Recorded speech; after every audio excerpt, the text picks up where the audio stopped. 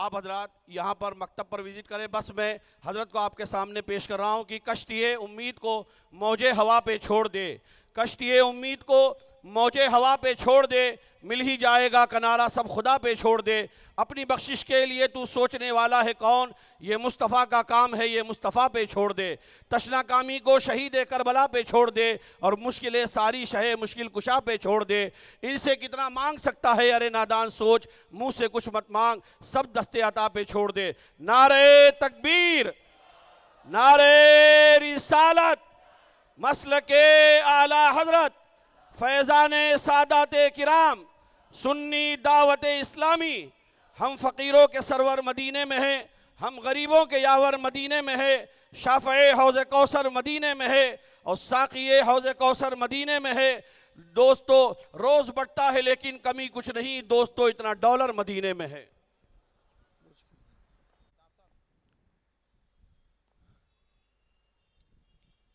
الحمدللہ رب العالمین الطاہرین, اما بعد فاعوذ باللہ من الشیطان الرجیم, بسم اللہ الرحمن الرحیم. قل ان کنتم تحبون اللہ فاتبعونی یحببکم اللہ ویغفر لکم ذنوبکم واللہ غفور الرحیم. صدق اللہ العظیم. قال النبی صلی اللہ تعالی علیہ وآلہ وسلم, لا يؤمن احدكم حتى اكون يقال انه مجنون, او كما قال علیہ الصلاۃ والسلام. السلام علیک یا حبیب اللہ, الصلاة والسلام علیک یا حبیب اللہ, وعلی آلک واصحابک یا نور اللہ, وعلی آلک واصحابک یا نور صلی اللہ تعالی علیہ صلی وسلم. اللہ تعالی علیہ وسلم. پھر کے گلی گلی تباہ, ٹھوکریں سب کی کھائیں کیوں, دل کو جو عقل دے خدا تیری گلی سے جائیں کیوں. رخصت قافلہ کا شور گشت سے ہمیں اٹھائیں کیوں, سوتے ہیں ان کے سائے میں کوئی ہمیں جگائے کیوں. سبحان اللہ, سبحان اللہ, جان ہے عشق مصطفیٰ واہ واہ, روز فضوں کرے خدا, آمین آمین. جس کو ہو درد کا مزہ ناز دوا اٹھائیں کیوں. سبحان اللہ, جس کو ہو درد کا مزہ ناز دوا اٹھائیں سبحان کیوں. اللہ, ہے تو رضا نرا ستم جرموں پہ گر لجائیں ہم, کوئی بجائے سوز غم ساز طرب بجائے کیوں. سبحان اللہ, آج کی یہ محفل اصلاح عقائد و اعمال کے حوالے سے انعقاد پذیر ہے. آیہ کریمہ کی جو تلاوت کی گئی ہے, اللہ تبارک و تعالی اس کے متعلق مجھے حق کہنے اور آپ سب کو حق سن کر اس پر عمل کرنے اور اسے عام کرنے کی توفیق عطا فرمائے. ہم اللہ کی توفیق سے اہل اسلام ہیں اور اللہ نے ہمیں ایمان کی دولت عطا فرمائی ہے. ایمان کی دولت ان لوگوں کے پاس بھی تھی جو حضرت موسیٰ علیہ السلام پر ایمان لائے تھے. ایمان ان کو بھی نصیب تھا جو حضرت عیسیٰ علیہ السلام پر ایمان لائے تھے. اسی طریقے سے جن انبیاء کرام پر جو لوگ ایمان لائے وہ سب مومن تھے, لیکن ان کے مومن ہونے میں اور ہمارے مومن ہونے میں فرق یہ ہے کہ یقیناً وہ سب بھی مومن تھے, لیکن ہم لوگ جس کے ذریعے سے ایمان لائے ہیں وہ اللہ کے آخری نبی ہیں اور ہم آخری نبی کے امتی ہیں. حضور سیدنا مخدوم اشرف جہانگیر سمنانی رضی اللہ تعالیٰ عنہ ارشاد فرمایا کرتے تھے کہ مجھے جس چیز پر ناز ہے وہ یہ کہ میں آخری نبی کا امتی ہوں. یعنی آخری نبی کا امتی ہونا کتنے بڑے اعزاز کی بات ہے. وہ صحیح النسب حسینی سید تھے, لیکن آپ نے اس پہ ناز نہیں کیا. مقام غوثیت پر فائز تھے, آپ نے اس پر ناز نہیں کیا. بادشاہوں کی اولاد میں سے تھے, آپ نے اس پر ناز نہیں کیا. ناز کرتے ہیں تو اس پر کہ مجھے اللہ نے آخری نبی کا امتی بنایا. یعنی یہ اعزاز کتنا بڑا ہے. 70 انبیاء کرام نے کم و بیش آخری نبی کا امتی ہونے کی دعا کی, اور اللہ رب العزت نے بغیر کسی دعا کے مصطفیٰ جان رحمت کے صدقے ہمیں آخری نبی کا امتی بنایا. اللہ رب العزت نے یہ کتنا بڑا ہمیں شرف عطا فرمایا, اور اللہ نے ہمیں مومن بنایا, ایمان کی دولت عطا فرمائی. اب بات اتنی ہے کہ اللہ رب العزت کا تقرب, اللہ رب العزت کا قرب اس بندے کو اتنا زیادہ نصیب ہوتا ہے جس کا دل مصطفیٰ جان رحمت صلی اللہ علیہ وآلہ وسلم سے جتنا زیادہ لگتا ہے, جس کا دل حضور سے جتنا قریب ہوگا, اللہ کے رسول علیہ السلام کی محبت, حضور علیہ السلام کا عشق جس کے دل میں جتنا زیادہ ہوگا اس کو اللہ کا اتنا قرب نصیب ہوگا. اگر انسان اللہ نہ کرے کبھی ایسا ہو کہ نمازوں کی پابندی کرے, تہجد کی پابندی کرے, نفل عبادتیں کریں, اور حضور اکرم صلی اللہ علیہ وآلہ وسلم کی محبت سے اس کا دل خالی رہے, اللہ نہ کرے کبھی کسی کے ساتھ ایسا ہو, تو یاد رکھیے اس نے ساری زندگی عبادت میں گزار دی لیکن اس کو کچھ نصیب نہیں ہوگا. اس لیے کہ ہمیں جو کچھ ملتا ہے وہ حضور کے واسطے سے ملتا ہے, حضور کے ذریعے سے ملتا ہے. بلکہ لینے کی بات تو اپنی جگہ ہے, اللہ رب العزت دیتا بھی اگر کسی کو ہے تو محبوب کو ذریعہ بناتا ہے. اس کی ایک بالکل واضح میں آپ کے سامنے مثال رکھتا ہوں. بولو قرآن اللہ رب العزت کی کتاب ہے, لیکن کیا اللہ نے یہ کتاب میں سے کم و بیش 6666 آیتیں ہیں, کیا ایک آیت بھی کسی کو ڈائریکٹ عطا فرمائی ہے؟ اگر کسی کو ڈائریکٹ دی ہو تو بتاؤ. ہم اور آپ تو بڑے نکمے ہیں. ارے صدیق اکبر تو بہت بڑے تھے, فاروق اعظم تو بہت بڑے تھے, عثمان غنی تو بہت بڑے تھے, مولا علی تو بہت بڑے تھے, لیکن بتاؤ جس دور میں قرآن نازل ہو رہا تھا کیا کبھی ایسا ہوا کہ حضور اکرم صلی اللہ علیہ وآلہ وسلم کے واسطے کے بغیر کوئی آیت صدیق اکبر کو دے دی گئی, کوئی آیت فاروق اعظم کو دے دی گئی, کوئی آیت عثمان غنی کو دے دی گئی, کوئی آیت مولا علی کو دے دی گئی؟ ذرا مصطفیٰ جان رحمت کا مقام تو سمجھو. جب اللہ دینے میں ان کو واسطہ بناتا ہے تو ہم لینے میں ان کو اپنا واسطہ کیوں نہ بنائے؟ وہ قادر ہے, وہ قیوم ہے, اس کے باوجود بھی اس نے جو دیا ہے مصطفیٰ جان رحمت کے واسطے سے دیا ہے. قرآن دیا ان کے واسطے سے, نماز دی ان کے واسطے سے, روزے دیے ان کے واسطے سے, تسبیح تلاوت جو کچھ دیا ان کے واسطے سے, ہمیں سب کچھ ان کے واسطے سے ملا ہے. اس لیے امتی جتنا رسول اللہ صلی اللہ علیہ وآلہ وسلم کی محبت میں ان کے عشق کی طرف بڑھے گا, اس لیے کہ اللہ رب العزت نے ہمارے سینوں کے اندر جو دل عطا فرمایا ہے اس دل کی خصوصیت ہے کسی سے محبت کرنا, کسی سے پیار کرنا, کسی سے الفت کرنا. اس دل میں اگر نبی کا عشق نہیں ہوگا تو یہ گناہوں سے عشق کر بیٹھے گا, یہ جرائم سے عشق کر بیٹھے گا, یہ دنیا سے عشق کر بیٹھے گا, یہ برائیوں سے عشق کر بیٹھے گا. اس لیے ہمارے مذہب نے تعلیم دی ہے اپنے نبی سے عشق کرو, اپنے آقا سے محبت کرو. اور آپ دیکھ لیں جتنے لوگ بھی کامیاب ہوئے ہیں صرف عشق مصطفیٰ کی بنیاد پر, محبت رسول کی بنیاد پر. یاد رکھیے. اور پھر بات تو یہ ہے کہ اللہ رب العزت نے ہمارے سرکار کو بنایا ہی ایسا ہے, ہمارے آقا ہیں ہی ایسے. تیری سیرت, تیری صورت زمانے سے نرالی ہے, تیری ہر ہر ادا پیارے, دلیل بے مثالی ہے. اگر ان کی صورت دیکھیں تو بے مثال ہے, ان کی سیرت دیکھیں تو بے مثال ہے. لیکن اس طرف نہ جاتے ہوئے میں آپ کے سامنے کچھ اور باتیں عرض کرنا چاہتا ہوں. حضور اکرم صلی اللہ علیہ وآلہ وسلم کا عشق انسان کو وہاں لے جاتا ہے. عارف رومی سے کسی نے کہا تھا میں کیا بنوں کہ سب کچھ بن جاؤں؟ فرمایا عاشق بن جا, تو سب کچھ بن جائے گا. بلکہ صوفیہ فرماتے ہیں فرشتوں کے پر جہاں تھکتے ہیں عاشق اس کے آگے جاتا ہے. یہ تو اپنا اپنا ہے حوصلہ, یہ تو اپنی اپنی اڑان ہے. کوئی تھک کے رہ گیا بام تک, کوئی کہکشاں سے گزر گیا. سبحان اللہ, سبحان اللہ. عاشق کا مزاج مقام بڑا بلند ہوتا ہے. آپ غور کریں قبروں میں لوگوں کی ہڈیاں پگھل جاتی ہیں اور قبر میں منکر نکیر آتے ہیں. آپ حدیث دیکھ لیں اٹھا کر, قبر میں جو منکر نکیر آتے ہیں سب سے ملنے کے لیے, وہ ان کے ناخن جو ہے وہ لوہے کے, اور وہ زمین کو ناخنوں سے چیرتے ہوئے آتے ہیں. آپ ڈاکٹر تھے, آپ ٹیچر تھے, آپ انجینئر تھے, آپ حافظ تھے, آپ عالم تھے, آپ خطیب تھے, آپ کچھ بھی تھے. نکیرین کے ملنے کا انداز یہ ہے کہ وہ زمین چیرتے ہوئے آتے ہیں. ان کی آنکھوں سے آگ کے شعلے نکلتے ہیں. ان کے سر سے لے کر پیر تک بال ہی بال ہوتے ہیں، وہ کسی کی رعایت نہیں کرتے، بس وہ سب کو، اور جب مردہ سویا ہوتا ہے تو اس کو جھنجھوڑ کے اٹھاتے ہیں وہ. یہ نکیرین کا حال ہے.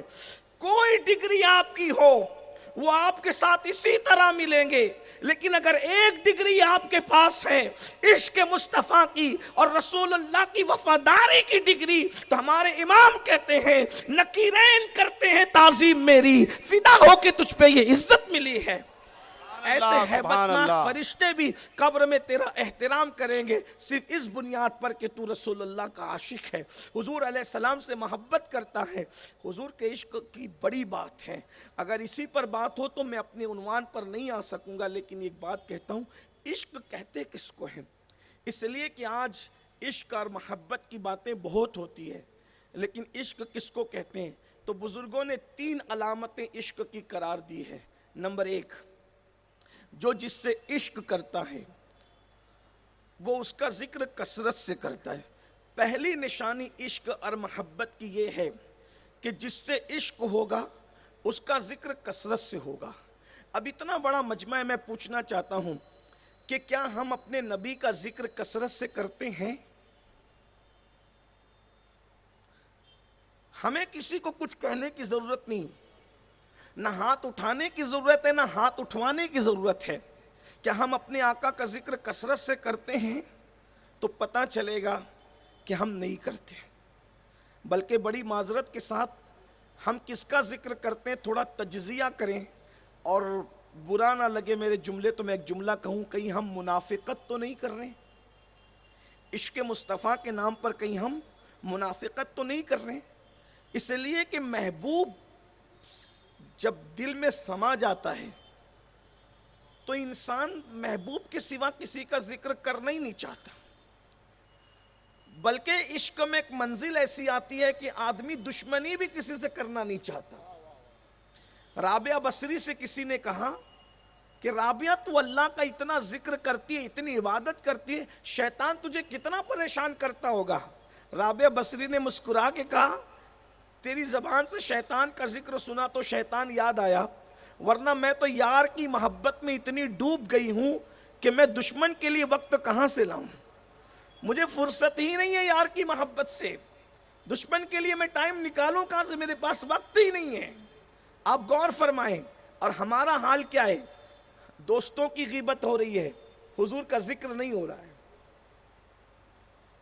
وہ غیبت جس کے بارے میں فرمایا گیا الغیبت اشد من الزنا، غیبت زنا سے بڑھ کر ہے. غیبت ہو رہی ہے، گانے سنے جا رہے ہیں، گانے گائے جا رہے ہیں، دنیا کا ذکر ہو رہا ہے، سب کا بلکہ یوں کہہ دوں ذکر مصطفیٰ کے علاوہ ہم سب کر رہے ہیں، اور پھر کہتے ہیں حضور سے عشق کرتے ہیں. جبکہ عاشقوں کا مزاج یہ ہے کہ جس سے عشق ہوتا ہے وہ محبوب ہی کا تذکرہ کرتا ہے، محبوب ہی کا ذکر کرتا ہے، بلکہ وہ جدھر دیکھتا ہے اس کو محبوب ہی کی یاد آتی ہے. میں بہت لمبی نہ کرتے ہوئے ایک مثال آپ کے سامنے رکھتا ہوں. دیکھو جدھر دیکھتا ہے محبوب ہی کی یاد کس طرح آتی ہے، آپ کو بات سمجھ میں آئے گی. الف با تا سا جیم ہا، یہ کیا ہے؟ حروف تہجی ہے. اس کا کوئی معنی ہے؟ اس کا کوئی معنی ہے؟ ظاہر نگاہ میں اس کا کوئی معنی نہیں ہے. اس لیے کہ جب تک 2 حروف آپس میں نہ ملیں تو کوئی معنی تو نہیں بن پائے گا. یہی پڑھایا جاتا ہے، پہلے دن کی تعلیم ہے یہ مدرسوں کے اندر، کہ ایک حرف آپ رکھ دے تو اس سے کوئی معنی نہیں نکلتا نا، جب تک کہ حرف کو حرف سے. ایسے ہی ہے نا صابری صاحب، یہی پہلے دن کا سبق تو یہی ہوتا ہے بچوں کا، کہ حرف جب تک لفظ کی شکل اختیار نہ کر جائے تب تک کہ کوئی معنی اس میں آپ نہیں نکال. یہ ظاہری علم کی بات کر رہا ہوں، ٹھیک ہے. لیکن جب عشق آتا ہے تو عشق والوں کو جو چیز دکھتی ہے اس میں محبوب نظر آتا ہے. یہ عشق ہے. اب میں آپ کو سمجھاتا ہوں. دیکھیے ہم نے علی با تا سا جس نے دیکھا، یہاں ممبر پہ جو ہے ہم سب ہیں اور ہم تو بہت چھوٹے طالب علم لوگ ہیں، بڑے علماء سے بھی پوچھے الف کا مطلب کیا ہے تو کہے گا بیٹا کوئی مطلب نہیں ہے، با کا کیا مطلب ہے تو کوئی مطلب نہیں ہے۔ لیکن اب میں آپ کو بتاؤں، جب علم سے انسان عشق کی طرف جاتا ہے تو یہ الف با میں بھی اس کو کچھ نظر آتا ہے۔ اب یہ الف با میں کیا نظر آیا میں آپ کو بتاتا ہوں، اگر آپ سمجھ سکتے ہیں تو ذرا توجہ کرنا، بات مشکل ہے لیکن سمجھو گے تو سمجھ میں آئے گی۔ کہتے ہیں کاف، یہ حروف تہجی میں سے ایک حرف ہے، کاف گیسو، دیکھ رہے حروف تہجی کا اب کوئی اشارہ دیا جا رہا ہے، کاف گیسو، یعنی کاف دیکھی نا، کاف کاف جو ہے وہ اوپر کی ایک ڈنڈی ایسے آتی ہے اور ایک ایسے لیٹی ہوئی ہوتی ہے، ٹھیک، اور بیچ میں اس کے پیٹ میں یوں ہوتا ہے، اس کو چھوٹی کاف کہتے ہیں، ٹھیک۔ تو کہا کاف گیسو، مطلب وہ یوں آ کر کے یوں مڑتی ہے۔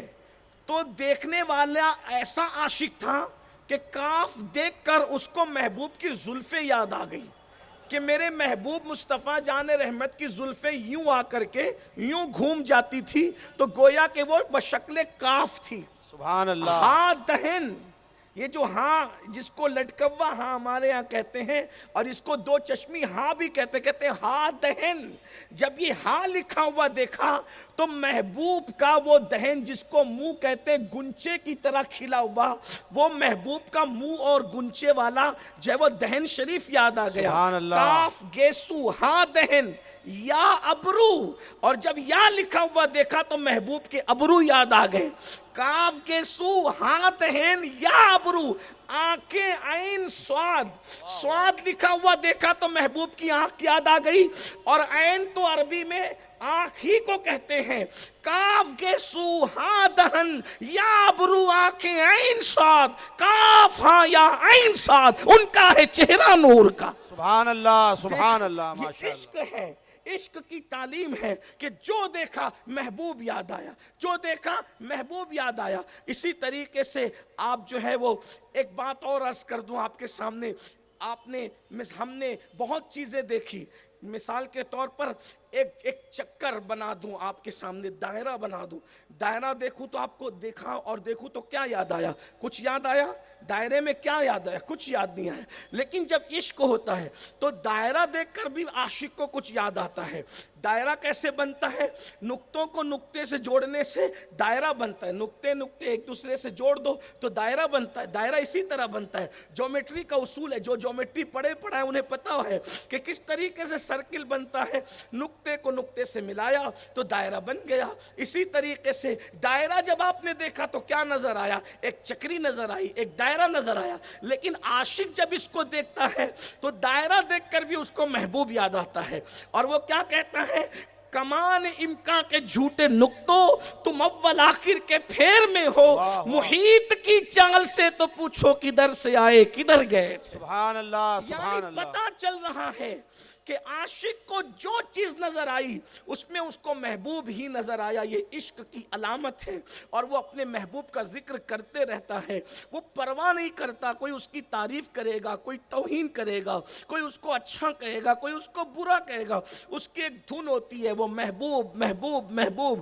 بڑی افسوس کے بعد آج ذکر مصطفیٰ نہیں کر پا رہے ہیں، بلکہ کریں کیا؟ ہمیں تو کچھ پتہ ہی نہیں ہے نبی کے بارے میں، کس طرح کس منہ سے ہم عشق رسول کی بات کرتے ہیں۔ اللہ کے رسول کی سیرت ہمیں نہیں پتا، حضور کے معجزات ہمیں نہیں پتا، حضور کی ازواج پاک کے بارے میں کچھ نہیں پتا، حضور کی آبائے پاک کے بارے میں کچھ نہیں پتا۔ بتاؤ تو صحیح، اللہ اکبر، ایک اداکار سے دل لگایا ہے، اس کی ساری ہسٹری جان لیتے ہو، اور جس کا کلمہ پڑھا ہے اس کے بارے میں کچھ بھی نہیں پتا۔ تو عشق کی پہلی نشانی کیا ہے؟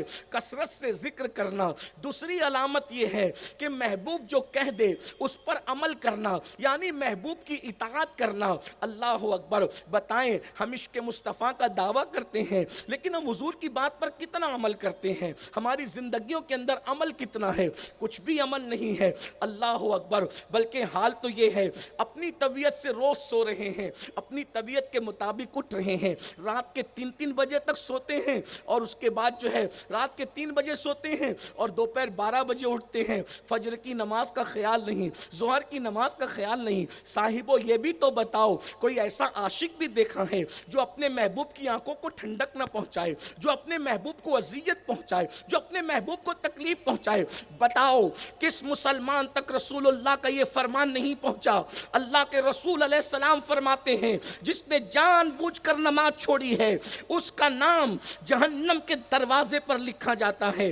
ایک دن میں 5 مرتبہ نماز چھوڑنے والوں, تمہارے میرے محبوب, صادق و مصدوق, اللہ کے محبوب, کائنات کے محبوب, مخلوق اور خالق کے محبوب مصطفیٰ جان رحمت کی زبان سے نکل رہا ہے, نماز چھوڑو گے تمہارا نام جہنم کے دروازے پہ لکھا جائے گا. بتاؤ تو صحیح, پولیس کے رجسٹر میں نام آ جائے تو راتوں کی نیند اڑ جاتی ہے, اور جہنم کے دروازوں پر روزانہ نماز چھوڑنے کی وجہ سے 5 مرتبہ نام جہنم کے دروازوں پہ لکھا جا رہا ہے.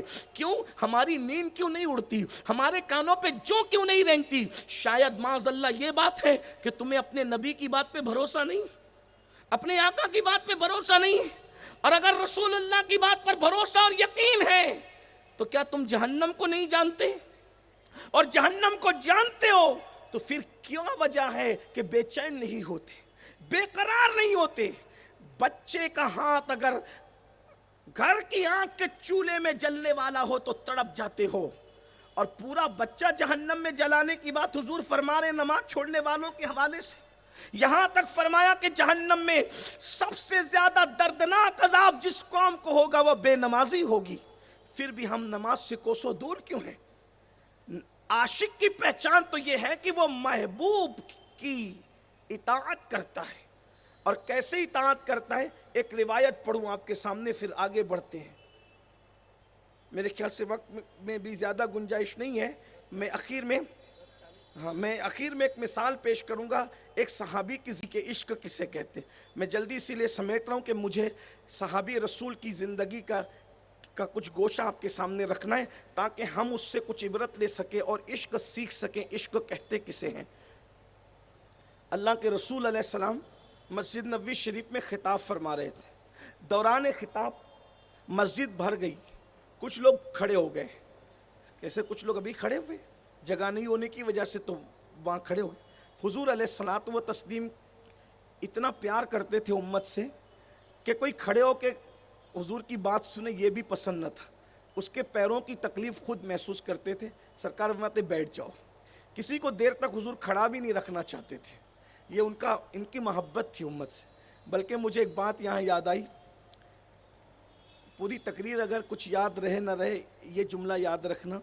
ہمارے بزرگوں نے اپنی کتاب میں لکھا ہے, ہم حضور سے کتنا پیار کرتے ہیں نہیں کرتے ہیں یہ ہم جانتے ہیں, لیکن حضور ہم سے امتی ہونے کی وجہ سے کتنا پیار کرتے ہیں. تو بزرگوں نے لکھا ہے جتنا پیار حضرت یعقوب علیہ السلام حضرت یوسف علیہ السلام سے کیا کرتے تھے اس سے زیادہ پیار حضور اپنی امت سے کرتے ہیں. سبحان اللہ. اس کو گھر جا کے محسوس کرنا, کبھی اس کو گھر جا کے کبھی سوچنا. حضرت یعقوب حضرت یوسف علیہ السلام سے جتنا پیار کرتے تھے اس سے زیادہ پیار حضور اپنی امت سے کرتے ہیں. وجہ حضرت یعقوب 50 سال تک یوسف علیہ السلام کے لیے روتے رہے. دیکھیں دلیل دیکھیں.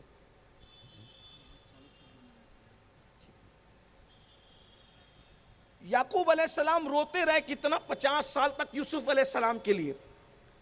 لیکن غور کیجئے وقت ولادت یعقوب نہیں روئے اور نہ وقت وصال یعقوب علیہ السلام روئے یوسف علیہ السلام کے لیے. واہ واہ کیا بات ہے. لیکن ہمارے آقا تو ولادت کے وقت بھی سر سجدے میں رکھ کے رب حبلی امتی کہہ رہے ہیں. سبحان اللہ. لامکاں پہ پہنچ کے بھی رب حبلی امتی کہہ رہے ہیں. اور حتیٰ کہ جب قبر انور میں رکھے گئے آرام کے لیے تو حضرت قسم ابن عباس, حضرت فضل ابن عباس, حضرت مولا علی ابن ابو طالب یہ حضرات کہتے ہیں کہ جب ہم نے قبر انور میں آرام کے لیے رکھا تو اس وقت حضور کے لبھائے مبارک کو جنبش تھی. ہم نے کان لگا کے سنا کہ کہنا کیا چاہتے ہیں آخری تو اللہ اکبر ہم نے سنا کہ اللہ کے رسول کی زبان پہ جاری ہے رب حبلی امتی رب حبلی امتی. سبحان اللہ سبحان اللہ. اور قیامت کے دن جب اٹھیں گے تو بھی رب حبلی امتی کہتے ہوئے اٹھیں گے. اور غور کیجئے بلکہ قرآن مقدس کی ایک آیت آ گئی اللہ تعالیٰ فرماتا ہے کہ کیا آپ ان کے لیے اپنی جان گنوا دیں گے؟ اس آیت کی روشنی میں بزرگوں نے فرمایا حضور اپنی جان سے زیادہ اپنی امت سے محبت کرتے ہیں۔ سبحان اللہ سبحان اب ذرا اللہ۔ یہاں رک کر کے سوچئے، گانے غزلیں اور گناہ میں زندگی گزارنے والوں، وہ رسول نے ہم سے اتنا پیار کیا؟ نہ ہمارا نسب دیکھا، نہ ہمارا خاندان دیکھا، نہ ہمارے کرتوت دیکھے۔ شرابی تھے ہم تو محبت کی، بدکار تھے ہم تو محبت کی، جرائم کیے ہم، انہیں سب پتا تھا ہم کتنے پاپی ہیں۔ یہ تو ایک دوسرے کے ہمارے پاپ ہمیں نہیں پتا، یہ تو قدرت نے پردے ڈال رکھے ہیں، اس لیے آپ عزت کے ساتھ وہاں بیٹھے، ہم عزت کے ساتھ یہاں بیٹھے۔ اگر قدرت پردے اٹھا دے تو کوئی کہیں بیٹھنے کے قابل نہیں ہے، کوئی کسی سے پیار نہیں کرے گا۔ لیکن سارے عیب جان کر، یا بھائیو یاد رکھنا، عیب معلوم نہیں ہے تو پیار کرنا الگ بات ہے، اور سارے عیب معلوم ہونے کے بعد پیار کرنا، یہ صرف پیار ہی پیار کی معراج ہے۔ واہ واہ واہ، اللہ کے رسول نے ہر عیب معلوم ہونے کے بعد ہم سے پیار فرمایا ہے، ہم سے محبت کی ہے، ہمارے جرائم کے بعد بھی ہم سے محبت کی ہے۔ ورنہ بھائیوں مجرم بیٹے سے تو باپ بھی محبت نہیں کرتا۔ اگر بیٹا زنا کرتے ہوئے پکڑا جائے اور لوگ اس کو مار رہے ہوں اور کہیں کہ یہ تمہارا بیٹا ہے، تو اس وقت باپ کہے گا یہ میرا بیٹا نہیں ہے۔ غور تو فرمائے، مجرم بیٹے کو باپ بھی اپنا نہیں کہتا، لیکن یہ نبی کے دل میں ہم سے پیار کتنا ہے، سارے جرائم کے بعد کہتے ہیں ہاں یہ میرے امتی ہے، سبحان اللہ، یہ میرے ہیں، یہ میرے ہیں۔ اللہ اکبر۔ تو اطاعت حضور علیہ السلام کی، پیار ہے تو اطاعت ہوتی ہے۔ مسجد بھری ہوئی ہے، کچھ لوگ کھڑے ہیں، سرکار نے عذرائے شفقت کہا جو جہاں جس حال میں وہیں بیٹھ جاؤ۔ بیٹھ گئے لوگ۔ ایک صحابی محفل میں نہیں تھے، وہ لکڑی لینے کے لیے جنگل گئے تھے، لکڑی کا گٹھا لے کر مسجد کے پاس سے گزر رہے تھے، ان کے کان میں آواز آئی، وہ رستے میں بیٹھ گئے، وہیں بیٹھ گئے۔ آپ سچ کہنا کیا سمجھے اس حدیث سے؟ حضور نے ان سے کہا تھا یہ بات؟ آپ کے سمجھ میں آتی بات؟ کس سے کہا تھا؟ اگر یہ مجمع میں بات ہو رہی ہے تو کس کے لیے ہو رہی ہے؟ اگر کہہ دوں کہ صلاۃ والسلام کے لیے کھڑے ہو جاؤ تو کس کے لیے ہو رہی ہے؟ آپ کے لیے ہو رہی ہے، جو کمروں میں سن رہے ان کے لیے ہو رہی ہے، آپ کے لیے ہو رہی ہے، جو باہر کھڑے ان کے لیے ہو رہی ہے۔ جب محفل کے لیے کوئی بات خاص ہوتی ہے تو وہ صرف محفل والوں کے لیے ہوتی ہے۔ لیکن قربان جائیں، یہ صحابہ کا عشق رسول تھا۔ جب میرے آقا نے کہا کہ جو جس حالت میں جہاں ہے وہیں بیٹھ جاؤ، وہ صحابی وہاں تھے، باہر راستے میں لکڑی کا گٹھا لے کے بیٹھ گئے۔ محفل ختم ہو گئی، لوگ جانے لگے، یہ ویسے ہی بیٹھے رہ گئے۔ جب تک حضور خود جنہوں نے بٹھایا ہے وہ آ کر نہ اٹھائیں گے تو میں نہ اٹھوں گا۔ جب لوگ جانے لگے تو فاروق اعظم وہاں سے گزرے، حضرت فاروق اعظم جلالی بزرگ کا یہ رستے میں کیا بیٹھے اس طرح لکڑی کا گٹھا لے کر کے؟ انہوں نے کہا عمر میرے بھائی، سرکار نے ابھی کہا تھا جو جس حالت میں جہاں ہے وہیں بیٹھ جائے، میرے سر پہ لکڑی کا گٹھا تھا اسی حالت میں بیٹھ گیا۔ فرمایا اللہ کے بندے تجھ سے نہیں کہا، وہ جو اندر تھے ان سے کہا یہ میں بھی جانتا ہوں، کس سے کہا کس سے نہیں کہا اس سے کوئی بحث نہیں۔ جب محبوب کی آواز میرے کان میں آ گئی تو عشق کا تقاضا یہ ہے کہ میں عمل کروں۔ سبحان اللہ، یہ ہے اطاعت کا۔ ابھی حضور ہم سے کہیں نماز کی پابندی کرو، ہمارا حال یہ ہے کہ ہم کس مسلمان کو نہیں پتا ہے کہ 5 وقت کی نماز فرض ہے؟ کس مسلمان کو نہیں پتا کہ اللہ کے رسول نے یہاں تک فرمایا کہ میں محمد بے نمازیوں سے بیزار ہوں؟ یہ آقا کا فرمان ہے۔ فرمایا جس نے جان بوجھ کے نماز چھوڑ دی، قیامت کے دن اس کے ساتھ میرا کوئی وعدہ نہیں ہے، میں اس سے بیزار ہوں۔ یہاں تک فرمایا کہ جو جان بوجھ کے نماز چھوڑ دے وہ اللہ رب العزت کے ذمہ کرم سے باہر کر دیا جاتا ہے، خارج کر دیا جاتا ہے۔ حیرت ہے، برادری کے باہر نکالے جانے کا تو ہمیں غم ہے، لیکن رسول اللہ کے ذمے سے باہر نکل گئے اس کا کوئی غم نہیں۔ تو پھر عشق کس چیز کا نام ہے؟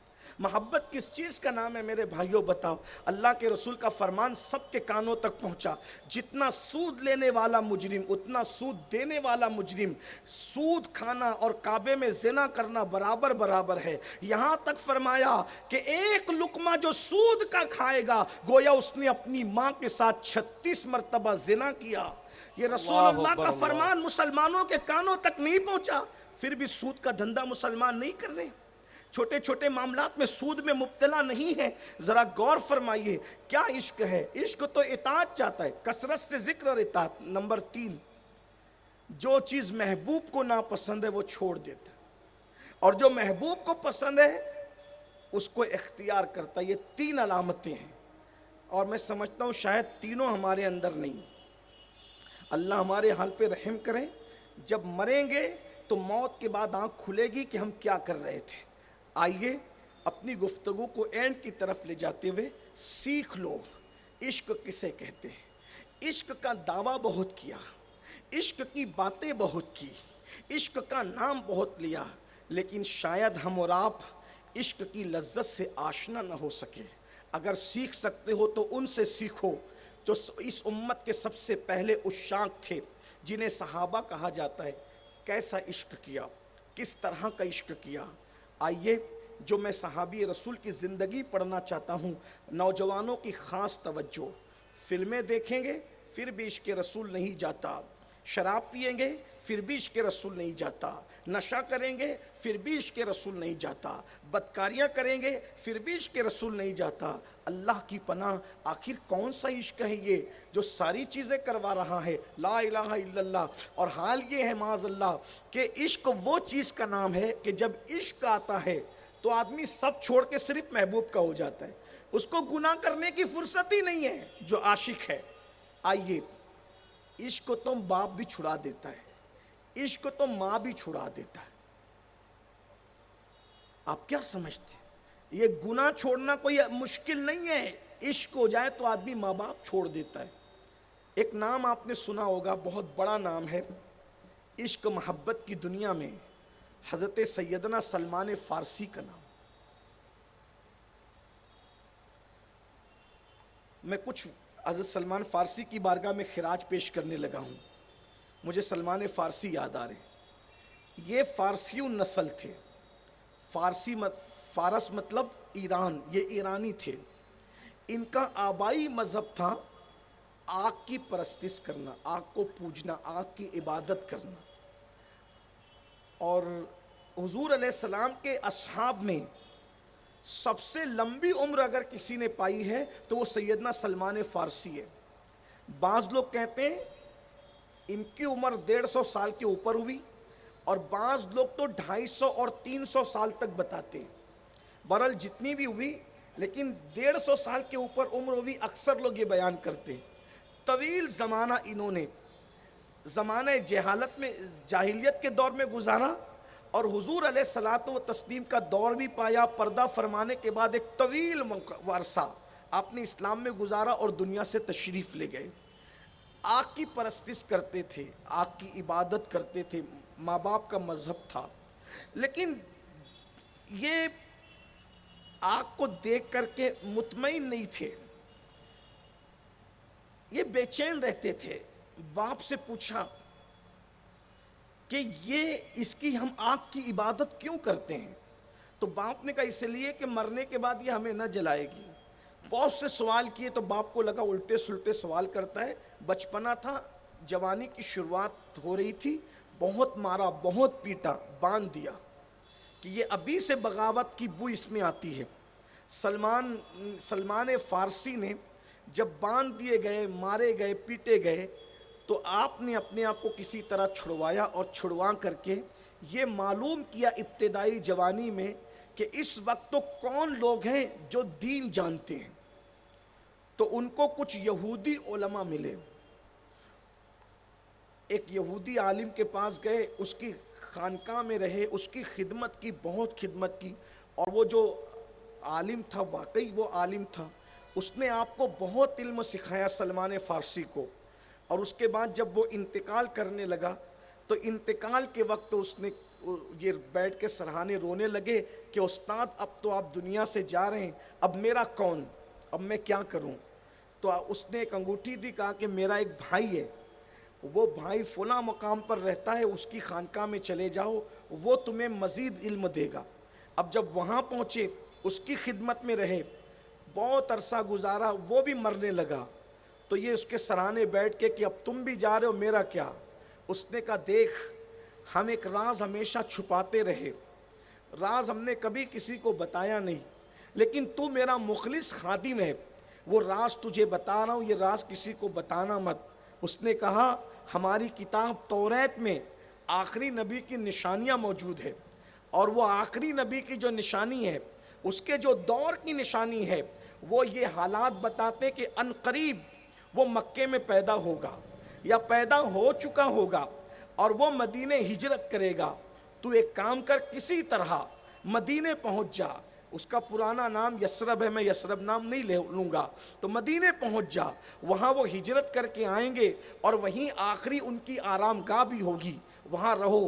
اور پھر نشانی بتائی، توریت میں بالکل واضح اللہ کے رسول علیہ السلام کی نشانیاں موجود تھی، ان میں سے چند نشانی میں آپ کو بتاتا ہوں۔ توریت میں ایک نشانی یہ تھی اللہ کے رسول علیہ السلام کی، وہ انتہائی ملیح ہوں گے، ان کے اندر ملاحت ہوگی، یعنی گورا رنگ ہوتا ہے ایک بالکل سفید رنگ، لیکن ایک سفید رنگ بھی خوبصورتی کہلاتا ہے، لیکن ایک خوبصورتی اس سے بڑھ کر ہے کہ رنگ گورا صرف نہیں ہوتا، بلکہ اس گورے رنگ میں ہلکی سی گلابی پن کی جھلکیاں ہوتی ہے، اس کو ملاحت کہتے ہیں۔ تو توریت میں آیا ہے کہ جو آخری نبی ہوگا وہ بالکل ملی ہوگا، یعنی اس کے چہرے پر جو ہے وہ گلابی رنگ ہوگا۔ اللہ اکبر، اللہ اکبر۔ میرے امام کہتے ہیں سب حسن کی قسم کھاتے ہیں، لیکن حسن جس کی قسم کھاتا ہے وہ آمینہ کا لال ہے۔ حسن کھاتا ہے جس کے نمک کی قسم، وہ ملی ہے دلارا ہمارا نبی۔ حسن کھاتا ہے جس کے نمک کی قسم، وہ ملی ہے دلارا ہمارا سبحان نبی۔ اللہ۔ توریت میں دوسری نشانی یہ بھی تھی کہ ان کی آنکھیں ہمیشہ سرخ ڈوروں سے مزین ہوں گی، یعنی آنکھیں گلابی ہوں گی۔ اور اس کے بعد ایک نشانی یہ تھی، وہ بہت مسکرانے والے ہوں گے، وہ بہت مسکرانے والے ہوں گے۔ اور اسی کے ساتھ ایک جملہ یہ تھا، بہت مسکرانے والے ہوں گے اور بہت قتل کرنے والے ہوں گے۔ ذرا غور کیجئے اس پر، بہت مسکرانے والے ہوں گے اور بہت قتل کرنے والے ہوں گے۔ حیرت کی بات یہ ہے، نشانی یہ توریت میں آسمانی کتاب میں ہے، بہت مسکرانے والے ہوں گے اور بہت قتل کرنے والے ہوں گے۔ بھائی جو بہت قتل کرنے والا ہوگا وہ تو غصے والا ہوگا، بہت مسکرانے والے ہوں گے، بہت قتل کرنے والے ہوں گے کا مطلب کیا؟ حالانکہ حضور علیہ السلام نے اپنی پوری زندگی میں صرف ایک انسان کو قتل کیا اور کسی کو قتل نہیں کیا۔ پھر اس کے بعد یہ نشانی کا مطلب کیا ہے؟ تو اب آپ ان دونوں کو جوڑیے، کیونکہ دونوں ایک ساتھ ہیں، بہت مسکرانے والے ہوں گے اور بہت قتل کرنے والے ہوں گے، یعنی لوگوں کو تلواروں سے قتل کرتے تو دیکھا ہے، لوگوں سے تیروں کو قتل کرتے تو دیکھا ہے، لیکن جو آخری نبی ہوگا وہ مسکراہٹوں سے لوگوں کو قتل کرے گا۔ مسکرائے گا تو قریب والا صدیق بھی قتل ہو جائے گا، دور والا اویس بھی قتل ہو جائے گا۔ یہ سبحان قتیل اللہ، عشق ہوں سبحان گے، یہ قتیل عشق ہوں گے۔ اور آج بھی دنیا میں کتنے قتیل عشق ہے کہ ان کی محبتوں پر سب کچھ قربان کرنے کے لیے تیار ہے۔ قتل کا مطلب گردن اڑانا نہیں ہوتا، قتل کا مطلب کسی کے دل کو اپنا بنانا بھی تو ہوتا ہے۔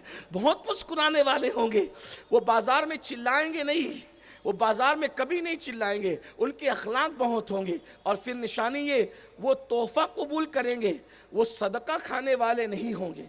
اس طرح کی بہت سی نشانیاں تھی توریت کے اندر، اس کے لیے بھی وقت درکار ہے، لیکن یہ نشانی بتا کر سلمان سے کہا، سلمان اب میرا وقت آ گیا ہے، میں دنیا سے جا رہا ہوں، تم آخری نبی کی زیارت کرو گے انشاءاللہ، اور جب ان کی زیارت کرنا تو ان کو میرا سلام پہنچانا۔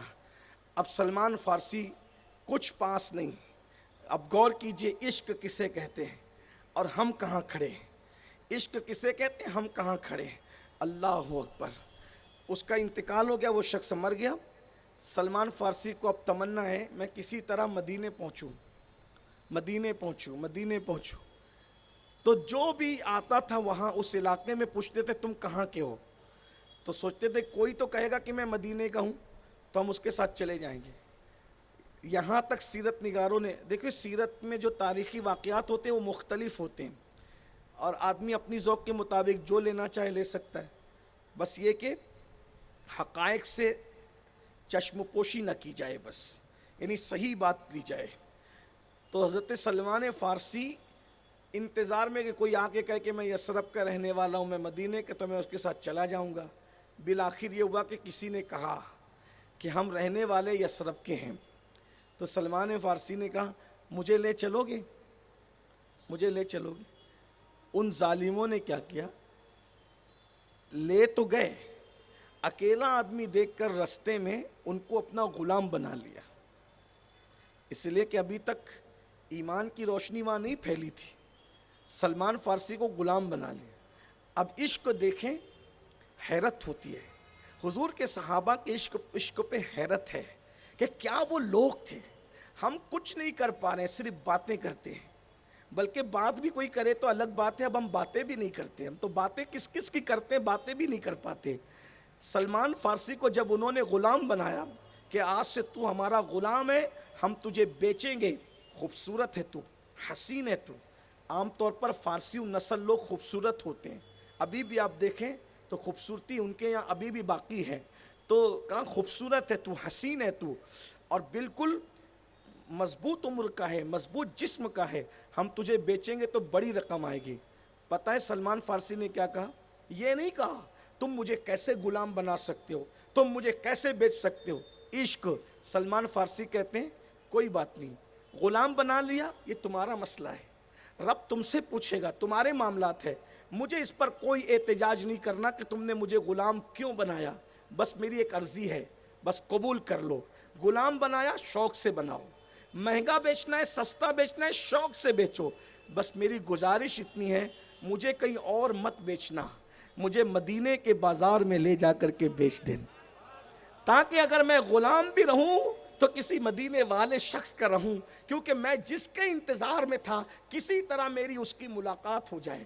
غور کیجئے، اس دور میں جانوروں سے زیادہ بدترین سلوک غلاموں سے کیا جاتا تھا۔ سلمان فارسی کو یہ نہیں تھا کہ میرے ساتھ سلوک کیا ہوگا، میرے ساتھ حالات کیا ہوں گے، نہیں، سلمان فارسی کو ایک تڑپ تھی، میرا محبوب مجھ سے مل جائے، میرے محبوب سے ایک بار ملاقات ہو جائے، حالانکہ ابھی دیکھا بھی نہیں، کلمہ بھی نہیں پڑھا، لیکن وہ توریت کی باتیں سن کر دل میں عشق رسول پیدا ہوا، محبت رسول پیدا ہوئی۔ کلمے سے پہلے، ایمان لانے سے پہلے، اسلام قبول کرنے سے پہلے صرف توریت میں جو لکھا تھا اس پہ وہ فدا ہو گئے۔ اللہ اکبر۔ البتہ انہوں نے یہ بات مان لی اور مدینہ منورہ لے جا کر کے ان کو بیچ دیا۔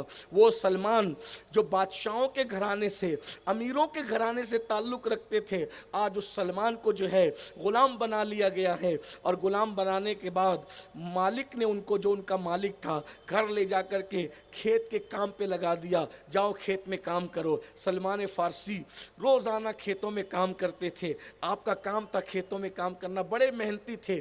جو بھی بندہ بیمار پڑتا اس سے کہتے تو آرام کر لے، تیرے حصے کا کام میں نے کر دینا ہے۔ کوئی بندہ پریشان ہوتا، تو آرام کر لے، تیرے حصے کا کام۔ لیکن ان کے حصے کا کام کبھی کوئی نہیں کرتا تھا، یہ اپنے حصے کا کام خود کرتے تھے۔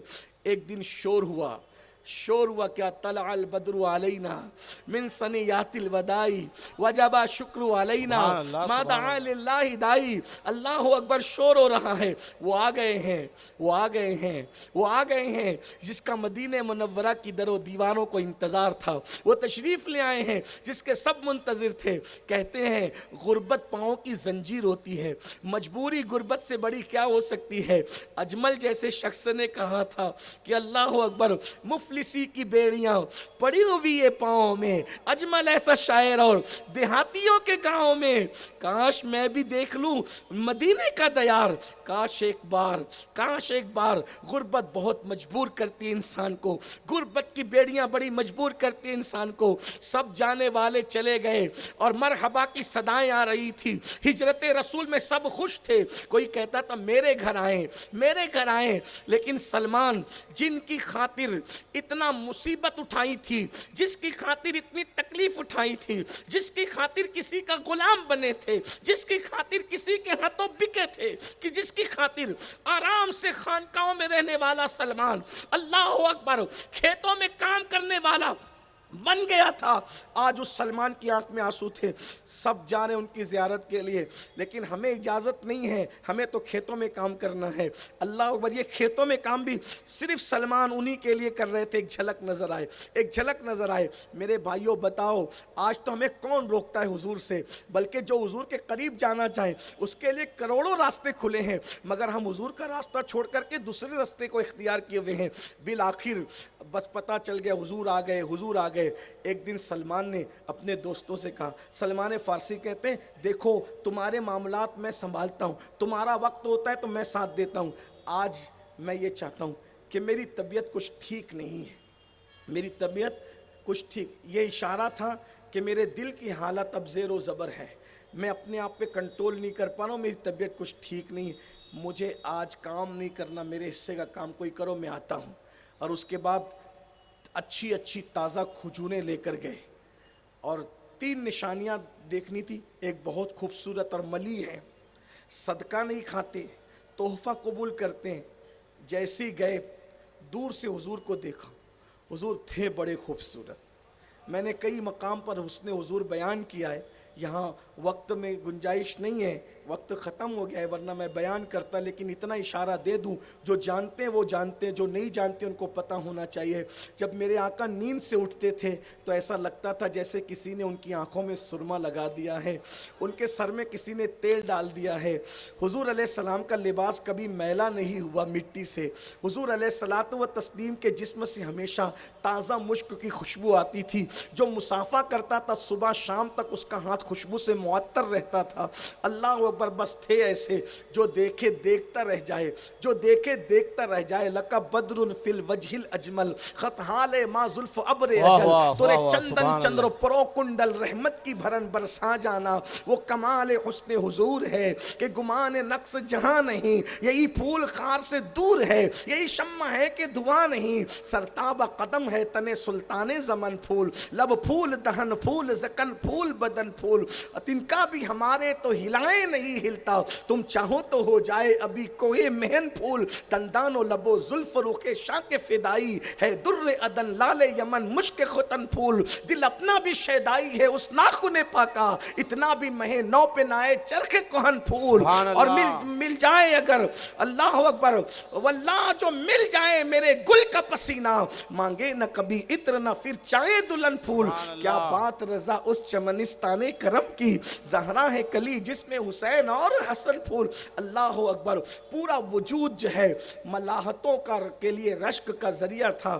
سلمان گئے اور دیکھا، ایک نظر دیکھا تو کہا میرے استاد نے جو بات کہی تھی، میں نے اس سے زیادہ خوبصورت کسی کو نہیں، ان سے زیادہ حسن والا۔ صحابہ کہتے ہیں حسن اتنا تھا کہ پہلی نظر میں دیکھنے والا آدمی ڈر جاتا تھا، حسن اتنا تھا کہ پہلی نظر میں دیکھنے والا آدمی ڈر جاتا تھا، اور قریب آتا تھا تو پھر حضور ہی کا ہو کے رہ جاتا تھا۔ مولا کائنات سید السادہ سیدنا علی مرتضیٰ کرم اللہ وجہہ الکریم فرماتے ہیں جب حضور خوش ہوتے تو خوشی سے چہرہ اتنا تمتماتا تھا کہ دیواروں کا عکس حضور کے رخسار میں نظر آتا تھا۔ سبحان اللہ، سبحان اللہ، کیا حسن ہے، کوئی اندازہ کر سکتا ہے؟ کسی کے گال اتنے بھی چمکدار ہو سکتے ہیں کہ دیواروں کا عکس گالوں میں نظر آئے۔ یہ حسن اگر کسی کے پاس ہے تو آمنہ کے لال کی ذات ہے۔ سبحان اللہ، اللہ نے ہمیں نبی کیسا بے مثال عطا کیا۔ قیامت کے دن جب سارے خوبصورت کھڑے ہوں گے تو تب بھی ہم فخر سے کہہ سکیں گے ہمارے محبوب جیسا کوئی نہیں، ان کے حسن، ان کے جیسے حسن والا کسی ماں نے پیدا ہی نہیں کیا۔ وَأَحْسَنُ مِنْكَ لَمْ تَرَ قَطُّ عَيْنِي وَأَجْمَلُ مِنْكَ لَمْ تَلِدِ النِّسَاءُ خُلِقْتَ مُبَرًّا مِنْ كُلِّ عَيْبٍ كَأَنَّكَ قَدْ خُلِقْتَ كَمَا تَشَاءُ۔ حسان بن ثابت کہتے ہیں کہ آپ جیسا کوئی خوبصورت میں نے دیکھا نہیں۔ ارے دیکھتا کیا، کسی ماں نے جنم نہیں دیا، ارے جنم کیا دیتی۔ اللہ اکبر، آپ کی شان تو یہ ہے یا رسول اللہ، ہر عیب سے پاک اللہ نے آپ کو پیدا کیا، اور گویا آپ جیسا بننا چاہتے تھے آپ کی مرضی کے مطابق اللہ نے آپ کو پیدا فرمایا ہے۔ سبحان اللہ، سبحان حسن اللہ۔ مصطفیٰ صلی اللہ علیہ وسلم تو دیکھا اور دیکھتے رہ گئے، کہا اتنا خوبصورت میں نے کسی کو نہیں۔ کہا دوسری نشانی تو پوری کر لوں؟ کہنے لگے یہ صدقہ ہے۔ سرکار سے کہا یہ صدقہ ہے۔ آقا علیہ السلام نے جتنے غریب مفلس بیٹھے ہوئے تھے سب میں بانٹ دیا، ایک کھجور بھی نہیں کھائی صدقے کی۔ حضور نے صدقہ نہیں کھایا۔ دیکھیے شرع کے مطابق صدقہ نبی اور آل نبی پہ حرام ہے، لیکن امتیوں کو سوچنا چاہیے کہ جب رسول اللہ صدقہ نہیں کھا رہے ہیں، انہیں تو اللہ کا حکم ہے، لیکن حضور کی غلامی کی وجہ سے تم بھی اتنے مضبوط ہو جاؤ کہ صدقہ خیرات کھانے سے بچو، اتنے مضبوط اپنے آپ کو کرنے کی کوشش کرو۔ کچھ لوگوں کی طبیعت ہے کہ وہ صدقہ خیرات ہی کھانا چاہتے ہیں۔ ایک بات ہمیشہ یاد رکھنا، مجبوری اگر کھلا رہی ہے تو میں اس پہ کچھ نہیں کہتا، لیکن اگر آپ اس کے شوقین ہیں تو پھر یہ بہت اچھی بات نہیں ہے صدقہ خیرات کھانے کے عادی بن جانا۔ آج مسلمانوں میں بھیک مانگنے والے بڑھ رہے ہیں، بہت بڑھ رہے ہیں۔ ہمارے صوفیائے چشت نے تو بلا وجہ قرض لینے سے بھی پرہیز کیا ہے، اور فرمایا بلا وجہ قرض لینے سے بھی بچا کرو کیونکہ اس سے بھی بے برکتی پیدا ہوتی۔ یہ ان کا تقویٰ تھا۔ میں کوئی ناجائز و حرام نہیں کہہ رہا ہوں۔ میں نے کل کی محفل میں لوگوں کو بتایا کہ حضرت محبوب الہی کو جب بابا فرید الدین گنج شکر نے مرید کیا تو بہت ساری شرطوں میں ایک شرط یہ بھی لگائی کہ بیٹا کبھی کسی سے قرضہ مت لینا، یہ مرید کرتے وقت۔ آج تو بیٹی کی شادی پر بھی لوگ سود سے قرضہ لیتے ہیں، جھوٹی شان بتانا ہے، بس محلے میں یہ چرچا ہونا چاہیے کہ فلاں کے بیٹے کی شادی بڑی شاندار تھی، بیٹی کی شادی بڑی شاندار تھی۔ میں نے کہا یہ جھوٹی عزتوں کی ہمیں ضرورت نہیں ہے، اللہ نے ہمیں دائمی عزت عطا کی ایمان والی، وَلِلَّهِ الْعِزَّةُ وَلِرَسُولِهِ وَلِلْمُؤْمِنِينَ، عزت تو اللہ کے لیے ہے، عزت اللہ کے رسول کے لیے ہے، اور عزت مومنوں کے لیے ہے۔ اللہ نے ہمیں ایمان کی وجہ سے دائمی عزت عطا کی ہے۔ میں نوجوان لڑکوں سے بھی کہتا ہوں اگر آج ان کے پاس دوست نے آئی فون لے لیا تو مجھے بھی آئی فون چاہیے، نہیں، ہم اپنی حیثیت کے مطابق جیا کریں، جتنی چادر ہے اتنا پیر پھیلایا کریں۔ اس کے پہلے تو لوگ قرضہ لے کے شوق پورے کرنے لگے، وہ بھی غلط تھا۔ اب تو لوگ چوری کر کے شوق پورا کرتے ہیں، اب تو لوگ پاکٹ مار کے شوق پورا کرتے ہیں۔ یہ قوم جا کہاں رہی ہے؟ اور کہاں محبوب الہی کو یہ نصیحت کرنا کہ بابا فرید کا کہ بیٹا قرضہ لینے سے بھی پرہیز کرنا۔ اور ایک بات آپ کو بتاؤں، بات آ گئی ہے تو بات ختم کرنے سے پہلے میں بات آگے کروں گا، لیکن آپ بابا فرید کے یہاں کھانے میں گولر پکتے تھے، گولر۔ میں سمجھتا ہوں کہ آج بھیک مانگنے والے بھی گولر نہیں کھاتے ہوں گے کھانے میں، ایک دو ڈشیں تو سبھی کھاتے ہیں۔ اللہ ایسے نہیں ملتا، یہ جو پیٹ میں حرام کے بت ڈالتے ہو نا روزانہ، حرام کے لقمے، اس سے کبھی اللہ نہیں ملے گا۔ کوئی کہتا ہے میں 1000 بار درود پڑھتا ہوں، کوئی کہتا ہے میں 1000 بار کلمہ پڑھتا ہوں، کوئی کہتا ہے میری داڑھی، میری ٹوپی، یہ سب کچھ ظاہری باتیں ہیں۔ دو چیزیں جب تک درست نہیں کرو گے اللہ ملنے والا نہیں ہے۔ ایک پیٹ کو حرام سے پاک نہیں کرو گے اور دل کو حرام سے پاک نہیں کرو گے تب تک اللہ نہیں ملنے والا۔ آج ہم زبان کے غلام بن گئے، نفس کے غلام بن گئے۔ چلیں آج کوئی گولر کھانے والا نہیں ہے، کھا بھی نہیں سکتا کوئی گولر، لیکن کم سے کم حلال تو کھاؤ، روٹی کھاؤ لیکن حلال کی تو کھاؤ۔ اب حرام اور حلال کا فرق ہی ختم ہو گیا، اللہ ماشاءاللہ کوئی نہیں دیکھ رہا ہے۔ زبان کے غلام ہے، زبان کو لذت آنی چاہیے، لیکن تھوڑا غور کرو بھائیو، زبان کی نوک سے لے کر زبان کی جڑ تک کھانے کی لذت بس یہاں تک ہے۔ کتنا؟ ایک انگل اتنی زبان ہے اتنی لذت ہے، اور زبان کی نوک سے زبان کی جڑ تک کھانا پہنچنے میں چند سیکنڈ لگتے ہیں۔ کیا بات ہے، واہ! اور حلق کے نیچے کھانا اترا تو جو انجام سوکھی روٹی کا ہے وہی انجام بریانی کا ہے، بہت خوب، بہت خوب۔ جو انجام روکھے سوکھے چاول کا ہے وہی انجام تندوریوں کا ہے۔ حلق کے نیچے لقمہ اترا اس کی کوئی لذت نہیں ہے۔ سب نے غلاظت اور گندگی بننا ہے۔ میں کہتا ہوں گندگی کی خاطر اپنی جنت کو چھوڑنے والے مسلمان اور حرام پیٹ میں اتارنے والے مسلمان، کیا تو یہ بھول گیا کہ اللہ نے اعلان کیا اپنے رسول کے ذریعے سے کہ جس کے پیٹ میں حرام ہوگا، جس کے بدن پہ حرام ہوگا، نہ اس کی نمازیں قبول ہوگی، نہ اس کی دعائیں قبول ہوگی، نہ اس کی عبادتیں قبول ہوگی۔ اللہ اکبر۔ کہاں ہے ہماری عبادتوں کا اثر؟ پیٹ میں بھی حرام، دل میں بھی حرام۔ لا الہ الا اللہ۔ بابا فرید گولر کھاتے تھے، معمول تھا گولر کھانا۔ کیسے کھاتے تھے وہ لوگ اللہ والے؟ بس نفسانی خواہشات کو ترک کر دیا تھا۔ گولر بھی کیسے؟ کچے گولر ابالے جاتے تھے، اس میں نمک ڈال دیا جاتا تھا، اور یہ گولر پکانے کا کام کون کرتا تھا؟ بابا نظام الدین اولیاء محبوب الہی۔ سبحان اللہ۔ کوئی پانی لاتا ہے، کوئی لکڑی لاتا ہے، کوئی آگ جلاتا ہے، اور پکانے کا کام میں سوچتا ہوں جس کے کھانے کو بنانے والا محبوب الہی ہو، اس فرید الدین گنج شکر کا مرتبہ کیا ہوگا؟ بھائی خادم سے مخدوم کا پتہ چلتا ہے۔ بابا فرید الدین گنج شکر سرکار کا کھانا بن رہا ہے۔ ایک دن گولر پکے، بابا صاحب نے کھایا، اور بابا صاحب نے کھایا، کھانے کے بعد نماز پڑھی، نماز کا سلام پھیرا، جلال، غصہ، آج میرا کھانا کس نے بنایا؟ حاضر کیا جائے۔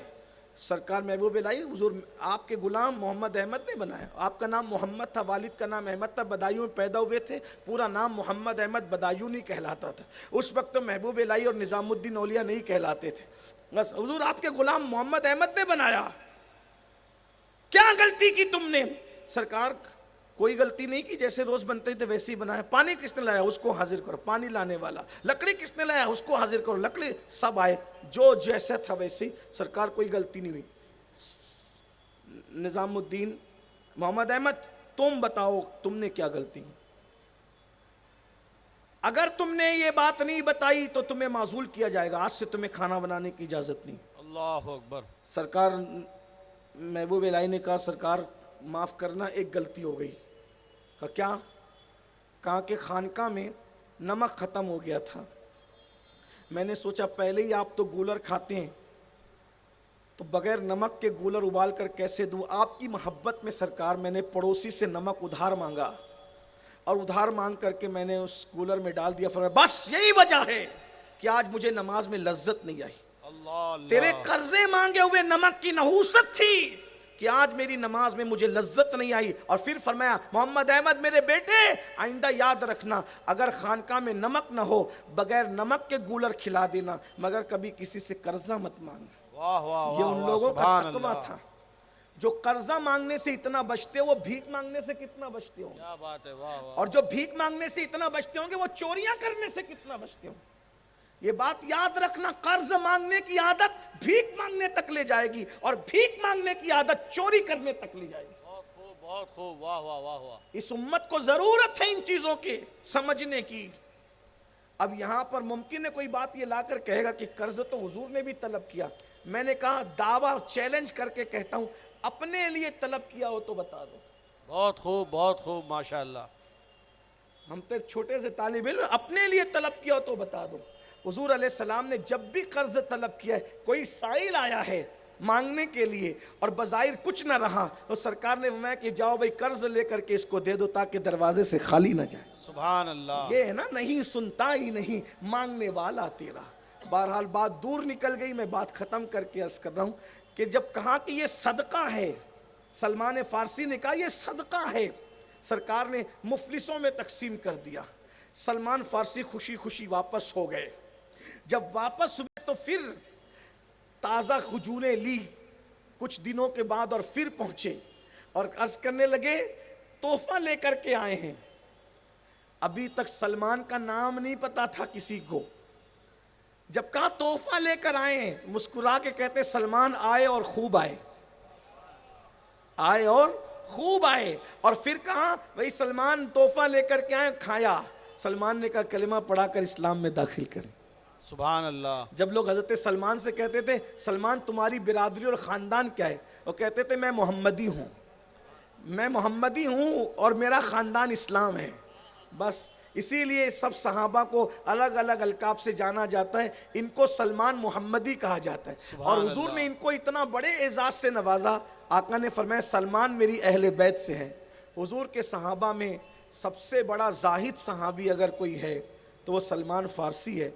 پورے مدائن کا گورنر بنایا گیا سلمان فارسی کو, لیکن سلمان فارسی گورنر بننے کے بعد بھی کبھی اپنا خود کا گھر نہیں بنایا. سلمان فارسی خود کا گھر نہیں بنایا, کبھی کسی چھت کے نیچے زندگی نہیں گزاری. سلمان فارسی جب بھی رہے, جہاں بھی رہے, کھلے آسمان کے نیچے رہے اور کہتے تھے انسان کی زندگی تو گزرنے والی ہے, پھر چھت بنانے کی ضرورت کیا ہے. غور کریں, پورے مدائن کا گورنر ہے اور بغیر چھت کے نیچے رہتے, کوئی چھت نہیں, کھلے آسمان کے نیچے رہتا ہے. یہ سلمان فارسی کی زندگی ہے, یہ ان کے عشق کی داستان ہے. ہم لوگ بزرگوں کی زندگیاں خوب سنتے ہیں, خوب سنتے ہیں, لیکن ہم کبھی اس کو اپنے لیے اپنانے کی کوشش نہیں کرتے اور جانتے ہیں یہی سلمان فارسی ہے. اللہ اکبر. بس اینڈ ہو رہی گفتگو.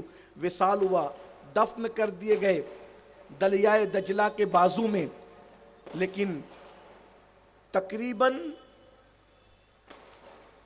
14 صدیوں کے بعد, تقریباً 14 صدیوں, کم و بیش 14 صدیوں کے بعد سلمان فارسی کی قبر میں پانی لگنے لگا. اللہ اکبر. غور کریں آپ, غور کریں آپ. تو یہاں تک کہا گیا کہ سلمان فارسی سرکار نے اطلاع دی کہ میری قبر میں پانی لگ رہا ہے, قبر کو منتقل کیا جائے.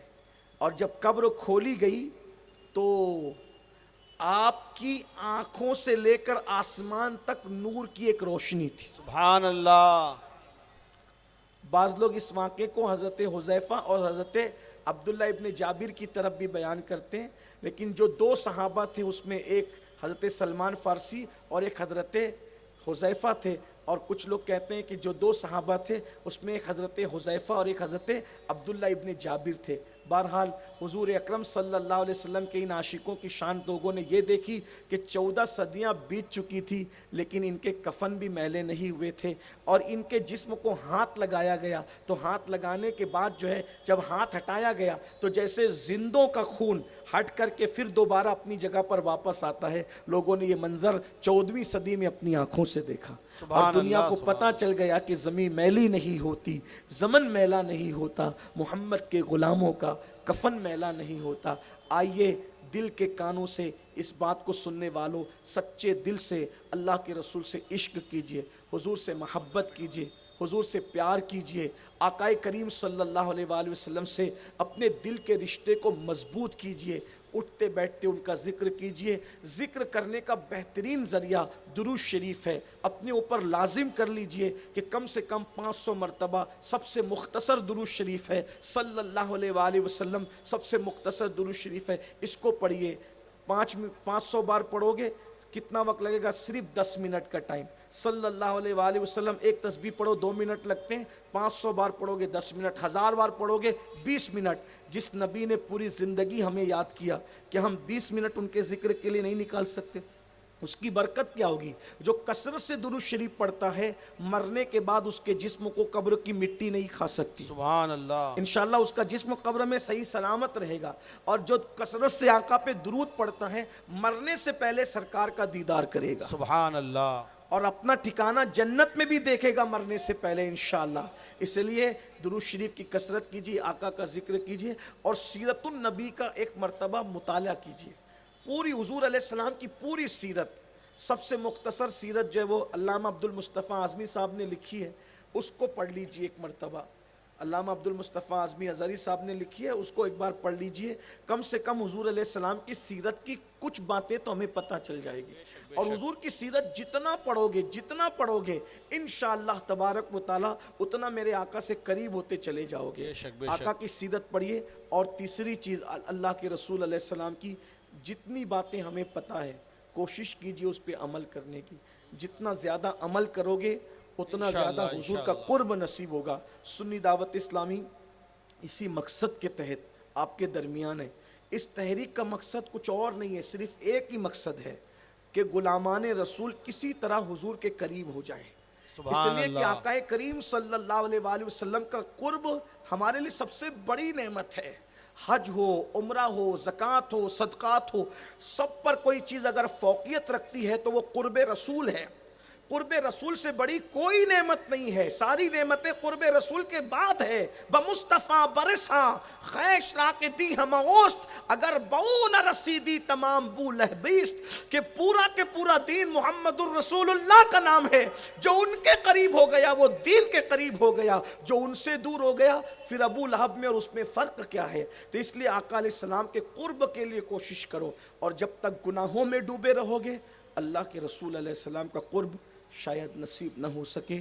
کیونکہ میرے آقا بہت غیرت مند ہیں, حضور بہت غیور ہے. خود کہتے ہیں سب سے زیادہ غیرت مند اللہ ہے, اور اللہ کے بعد سب سے زیادہ غیرت اللہ نے کسی کو دی ہے تو محمد الرسول اللہ کو عطا فرمائی ہے. حضور علیہ الصلاۃ و تسلیم گناہ دیکھ کر بہت بے چین ہوتے ہیں, بہت بے قرار ہوتے ہیں. ہم اپنے آپ میں تلاش کریں کیا نہیں کرتے. حضور علیہ الصلاۃ و تسلیم نے تو بڑے سے بڑے نقصان کے لیے بھی اٹھا لو, اللہ کے فرمان کی خلاف ورزی نہ کرو. جنگ بدر کا واقعہ, جنگ بدر میں 313 حضور کے ساتھ تھے, سامنے سے 1000 لوگ تھے. ہر آدمی کے پاس ادھر تلوار تھی, ادھر صرف 8 تلواریں تھی, بعض ٹوٹی ہوئی. 2 صحابی بدر میں آ رہے تھے, مکے والوں نے ان کو پکڑ لیا اور پکڑ کے کہا کہ تم کون ہو, کہاں جا رہے ہو, تم ضرور بدر میں جا رہے ہو محمد عربی کی مدد کرنے. تو ان لوگوں نے سوچا جنگ کا ماحول ہے, ابھی قتل کر دیں گے, تو انہوں نے کہا ہم بدر جا تو رہے ہیں لیکن محمد عربی صلی اللہ علیہ وآلہ وسلم کی ہم مدد نہیں کریں گے. کا وعدہ کرتے ہو, کہاں وعدہ کرتے ہیں. وہ لوگ آ گئے, آ کر مل لیے. جب لوگ کم ہوتے ہیں تو ایک ایک آدمی کی اہمیت ہوتی ہے. جیسے اپنے جلسے میں لوگ کم آتے ہیں تو ہمارے مبلغین, ہمارے والنٹیئر کیا کرتے ہیں, کھڑے ہوئے لوگوں کو بٹھاتے ہیں, بیٹھو بھائی بیٹھو بھائی, ایسا کرتے ہیں. ایک ایک آدمی بیٹھے گا تو محفل جمے گی. جب محفل جمانے کے لیے ایک ایک آدمی اتنا قیمتی ہوتا ہے تو جنگ میں انسان کتنا قیمتی ہوگا. وہ دونوں صحابی آئے, سرکار سے کہنے لگے یا رسول اللہ ہم جنگ میں شرکت کے لیے آ رہے تھے, پکڑے گئے تھے. تو انہوں نے کہا تم بدر میں جا رہے ہو, محمد عربی کی مدد کرو گے صلی اللہ علیہ وآلہ وسلم. ہم نے کہا ہم جائیں گے تو صحیح لیکن مدد نہیں کرو گے. تو ہم یہ وعدہ کر کے آئیں. اب چونکہ وعدہ تو ہم نے کافروں سے کیا یا رسول اللہ, اس لیے اب ہم آپ کی مدد کرنے کے لیے جنگ میں جانا چاہتے ہیں. سرکار نے فرمایا میرے اللہ میرے لیے کافی ہے. وعدہ کافر سے کرو یا مومن سے کرے اس کو نبھانا ضروری ہے. سبحان اللہ. میں اپنے اصحاب کو شہید ہوتا تو دیکھ لوں گا لیکن یہ وعدہ خلافی نہیں ہونے دوں گا. تم نے کہا تھا نا نہیں لڑو گے, اب تم بیٹھے رہو, تم نہیں لڑ سکتے. کہا حضور کافر کے ساتھ وعدہ تھا. کہا وعدہ کسی کے بھی ساتھ ہو, وعدہ وعدہ ہوتا ہے, میں تمہیں لڑنے نہیں دوں گا. اللہ مجھے فتح دے گا, اللہ میرے لیے کافی ہے. ان دونوں صحابہ کو بٹھا کے رکھا, جنگ میں شامل نہیں ہونے دیا. وجہ ایک کافر سے وعدہ کیا. یہ حضور کی سیرت ہے, یہ اللہ کے نبی کی سیرت ہے. اور ہم تو اپنی بیوی سے وعدہ کر رہے ہیں, اس کو نہیں نبھا رہے. بلکہ ایک بات کہوں اور بڑھ کے, ہم نے جو اللہ سے وعدہ کیا ہے وہ نہیں نبھا رہے. سیرت کا یہ باب کہ کافر سے وعدہ کیا گیا اس کو نبھایا جا رہا ہے, اور ہم نے اللہ سے وعدہ کیا ہے. کیا وعدہ کیا ہے؟ اللہ سے, لا الہ الا اللہ. یہ وعدہ کیا ہے؟ تجھے رب مانا ہے, محمد الرسول اللہ, تیرے رسول محمد ہے. یعنی میں اب اپنی مرضی سے نہیں جیوں گا, تیری مرضی سے جیوں گا. اپنی مرضی سے جی رہے. جو قوم اللہ سے کیا ہوا وعدہ پورا نہ کرے, جو قوم رسول اللہ سے کیا ہوا وعدہ پورا نہ کرے, جو قوم اپنے پیر سے کیا ہوا وعدہ پورا نہ کرے, ہر مجلس میں کپڑا پکڑ کے کہتے ہو گناہ سے بچتا رہوں گا, ہر فرض واجب کو ادا کرتا رہوں گا. پیر صاحب گھر گئے اور ہمارا حال دیکھ لو, جس مجلس میں مرید ہوئے ہیں اس مجلس کے بعد ہی ہم نے فجر نہیں پڑھی ہے. یہ ہمارا حال ہے. مسلمانوں اللہ کے لیے اپنے آپ پہ رحم کرو. ایک دن مرنا ہے, دنیا سے جانا ہے. موت کی تلواریں سروں پہ لٹک رہی ہے. دنیا سے جاؤ گے, نہ وہاں قبر میں دادا گیری چلے گی, نہ بابا گیری چلے گی. وہاں صرف ایمان اور عمل پوچھا جائے گا. اور اللہ نہ کرے اگر وہاں ناکام ہوئے, ہر امتحان میں کامیاب ہو جاؤ گے, بلکہ ناکام ہو جاؤ گے ہر امتحان میں. ناکام ہو جاؤ گے تو کامیابی کے لیے پھر چانس ملے گا. لیکن اللہ کے امتحان میں ایک بار ناکام ہو گئے تو دوبارہ پھر امتحان دینے کا موقع نہیں ملے گا. اس لیے اللہ نے زندگی دی ہے, اس کا صحیح استعمال کیجئے. نماز پڑھیے, ذکر رسول کیجئے. سنی دعوت اسلامی اسی فکر کو اجاگر کرنا چاہتی ہے. آئیے سنی دعوت اسلامی سے اپنے رشتے کو مضبوط کیجئے. اسی کی ایک کڑی ہے الحمدللہ کہ آئندہ ہفتے 29-30 نومبر اور 1 دسمبر کو سنی دعوت اسلامی کا سالانہ سنی اجتماع وادی نور آزاد میدان میں ہو رہا ہے. 29 کو عورتوں کے لیے, 30 اور 1 کو مردوں کے لیے. امید کرتا ہوں کہ ابھی صابری صاحب نے جو اعلان کیا ہے وہ آپ کے ذہن میں ہوگا. 29 تاریخ کو جمعہ کے دن کثیر تعداد میں خواتین کو روانہ کیجیے, اور 30 نومبر اور 1 دسمبر کو آپ خود دوست و احباب کے ساتھ اس میں شرکت کیجئے. دنیا بھر سے علماء اور مشائخ کی اس میں شرکت ہو رہی ہے. آپ بھی تشریف لائیں, علم دین سیکھیے. اللہ تعالیٰ ہم سب کو عمل کی توفیق دے. گفتگو کے درمیان اگر کوئی غلطی ہو تو اللہ تعالیٰ معاف کرے. استغفر اللہ ربی من کل ذنب واتوب الیہ وما علینا الا البلاغ. السلام علیکم ورحمۃ اللہ. ماشاءاللہ, بہت خوب. اللہ تعالیٰ ہم سب کو عمل کی دولت سے مالا مال فرمائے. آئیے اب میں گلپوشی کے لیے آواز دے رہا ہوں. ہمارے عالمی تحریک سنی دعوت اسلامی کے زونل نگراں علی جناب محمد علی بھائی کو آواز دوں گا کہ وہ تشریف لائیں, اور آئے ہوئے ہمارے مہمان خصوصی, خطیب خصوصی آل رسول شہزادہ غوث اعظم حضرت مولانا سید امین القادری صاحب کی گلپوشی فرمائیں. نعرہ تکبیر, نعرہ رسالت, مسلک اعلیٰ حضرت سنی دعوت اسلامی. ساتھ ہی سرکار سید ساجد علی میاں رحمۃ اللہ علیہ کے شہزادے سید مخدوم میاں صاحب کی گل پوشی فرما رہے ہیں۔ نعرہ تکبیر، نعرہ رسالت۔ جی حضرات، یہ گل پوشی کا جو اہتمام ہے طیبہ ٹریڈرز کی جانب سے کیا گیا ہے، جو ہمارے زونل نگراں محمد علی بھائی نے کیا ہے، اور بحمدِ تعالیٰ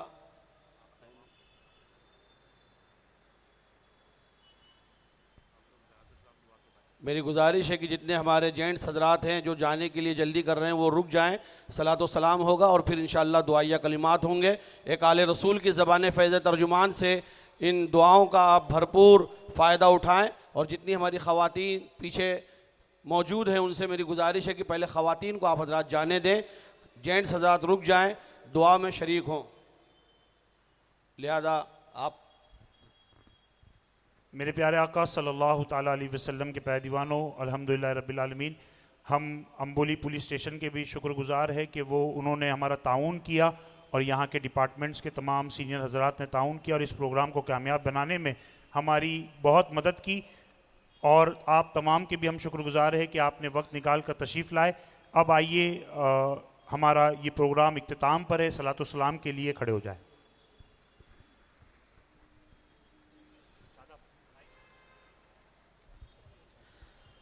رب سلم علی رسول اللہ، مرحبا مرحبا رسول اللہ، مصطفیٰ جان رحمت لاکھوں سلام، مصطفیٰ جان رحمت لاکھوں سلام، شمع بز میں ہدایت لاکھوں سلام، شمع بز میں ہدایت لاکھوں سلام، رب سلم علی رسول اللہ، مرحبا مرحبا رسول اللہ، شہر یار ایرم تاجدار حرم، شہر یار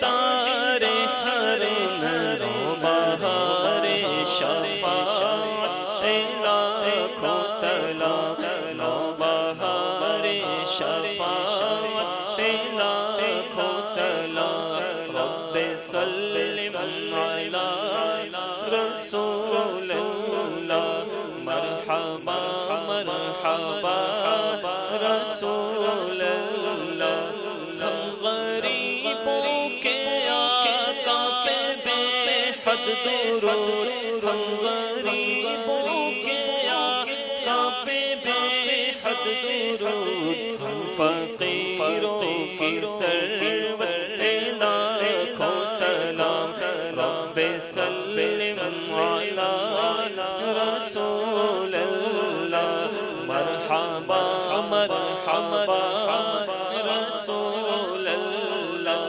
لاش محشر میں جب ان کی آمد ہو، کاش محشر میں جب ان کی آمد ہو، بھیجے سب ان کی شوقت پہ لاکھوں سلام، مجھ سے خدمت کے قدسی کہے ہاں رضا، مجھ سے خدمت کے قدسی کہے ہاں رضا، مصطفیٰ جان رحمت پہ لاکھوں سلام، رب سلم علی رسول اللہ، مرحبا مرحبا رسول اللہ، یا نبی سلام علیکہ، یا رسول سلام علیکہ، یا حبیب سلام علیکہ، صلوات اللہ علیکہ، تیری یاد میرے آقا میرے جینے کا سہارا، اچھا ہوں یا میں برا ہوں، لیکن ہوں تو میں تمہارا، وہی بشر محبت ہے تم وہی گانے حیا ہو کیوں رضا مشکل سے ڈریے جب نبی مشکل کشا ہو یا حبیبی یا رسول اللہ یا نبی سلام علیکہ یا رسول سلام علیکہ یا حبیب سلام علیکہ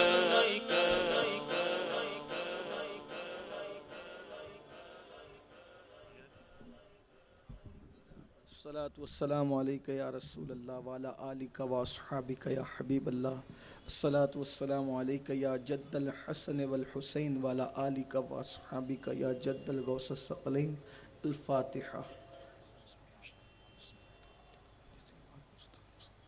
الحمد للہ رب العالمین الحمد للہ حمدا کثیرا کثیرا سبحان اللہ بکرۃ واصیلا الحمد للہ قبل کل شیء الحمد للہ بعد کل شیء الحمد للہ کما حمدہ الانبیاء والمرسلون اللہم صل وسلم وزد وبارک علی سیدنا و مولانا محمد وآل سیدنا و مولانا محمد صلاة تنجنا بها من جميع الأهوال والآفات وتقضي لنا بها جميع الحاجات وتطهرنا بها من جميع السيئات وترفعنا بها عندك أعلى الدرجات وتبلغنا بها أقصى الغايات من جميع الخيرات في الحياة وبعد الممات إنك على كل شيء قدير اللهم ربنا آتنا في الدنيا حسنة وفي الآخرة حسنة وقنا عذاب النار اللهم أحسن عاقبتنا في الأمور كلها وأجرنا من خزي الدنيا وعذاب الآخرة إلهي بحرمة الحسن وأخيه وأمه وأبيه وجده صلى الله عليه وآله وسلم وبنيه نجي من كل غم الذي أنا فيه يا حي يا قيوم يا حي يا قيوم يا حي يا قيوم يا ذا الجلال والإكرام أسألك أن تحيا قلبي بنور معرفتك يا الله يا الله يا أرحم الراحمين يا أرحم الراحمين يا أرحم الراحمين اس محفل کو قبول فرما ہم سب کے گناہوں کو معاف فرما ہم سب کی خطاؤں کو معاف فرما ہم سب کی لغزشوں کو معاف فرما تو ہم سب سے راضی ہو جا تیرے محبوب کو ہم سے راضی فرما دے یا اللہ ہمیں اور قیامت تک ہماری نسلوں کو عشق رسول عطا فرما محبت رسول اور محبت آل رسول احترام اصحاب کے ساتھ عطا فرما تعظیم صحابہ کے ساتھ نبی اور آل نبی کا سچا عشق عطا فرما ہماری بری تقدیروں کو بھلی کر دے سوئے ہوئے مقدر کو بیدار کر دے یا اللہ جو روزی روٹی کے لیے پریشان ہے سب کو اچھی روزیاں عطا فرما یا اللہ جو رشتوں کے لیے پریشان ہے ہر بچہ بچی کو اچھے رشتے عطا فرما یا اللہ جو خود کے مکانات کے لیے ترستے ہیں اللہ سب کو خود کے مکانات عطا فرما دے یا اللہ کریم مولا سب کے اٹھے ہوئے ہاتھوں کی لاج رکھ لے جو آئے جنہوں نے بلایا جو ممبر پر ہے جو زمین پر ہے اللہ سب کے اٹھے ہوئے ہاتھوں کی لاج رکھ لے جس کے دل میں جو مراد ہے میرے مولا تو علیم بذات الصدور ہے مولا تو سب کے دل کے حال جانتا ہے احوال جانتا ہے مولا تو علیم و خبیر ہے مولا تجھے کیا عرض کرے میرے مولا تیرے محبوب کا واسطہ پنج تن پاک کا واسطہ خلفائے راشدین کا واسطہ مولا ہمارے دل کی ہر مراد پوری کر دے اس میں خیر ہو تو پوری فرما دے خیر نہیں ہو تو خیر کر کے پوری فرما دے یا اللہ جو مانگے وہ بھی عطا فرما دے جو نہ مانگ سکے وہ بھی تیری شان کے لائق عطا فرما دنیا اور آخرت دونوں بھلی کر دے یا اللہ قیامت تک ہماری نسلوں کو ایمان پر استقامت عطا فرما الہی بحق بنی فاطمہ کے برقول ایما کنم خاتمہ اگر دعوت امرت کنی ور قبول منو دست دامان آل رسول ان اللہ وملائکتہ یصلون علی النبی یا ایہا الذین آمنوا صلوا علیہ وسلموا تسلیما صلی اللہ علی النبی الامی وآلہ واصحابہ وبارک وسلم صلاة وسلام علیک یا جد الحسن والحسین وافوض امری الی اللہ ان اللہ بصیر بالعباد برحمتک یا ارحم الراحمین بحق لا الہ الا اللہ محمد رسول میرے پیارے آقا کے پیارے دیوانوں جاتے جاتے مکتب طیبہ پہ ضرور تشریف لے جائے عالمی تحریک سنی دعوت اسلامی کے کیلنڈر کو بھی ضرور لیتے ہوئے جائے اور جاتے جاتے ہیرا انگلش اسکول کے کاؤنٹر پہ بھی وزٹ کریں. میری گزارش ہے آپ تھوڑی دیر رک جائے, خواتین کو پہلے نکلنے دیجئے تاکہ خواتین آسانی سے نکل جائے, اس کے بعد آپ تمام نکلنے کی کوشش کریں. آپ تمام سے گزارش ہے کہ تھوڑا دور ہو جائے اسٹیج سے, کوشش کرے تھوڑا دور ہو جائے. خواتین سے گزارش ہے کہ وہ سب سے پہلے نکل جائے. والنٹیئر سے گزارش ہے جلد سے جلد ان کو نکالنے کی کوشش کرے. اور الحمدللہ ہم ہمارے new M L A Haroon Khan Sahab کے بھی شکر گزار ہے کہ الحمدللہ آج وہ تشریف لائے تھے اور ساتھ ہی ساتھ اتنا بڑا پروگرام چلانے کے لیے انہوں نے ہمارا بڑا تعاون کیا. اللہ انہیں جزائے خیر عطا فرمائے. میری گزارش ہے میرے والنٹیئر سے کہ ان خواتین کو نکالنے کے لیے اور ادھر مردوں کو روک لیجئے.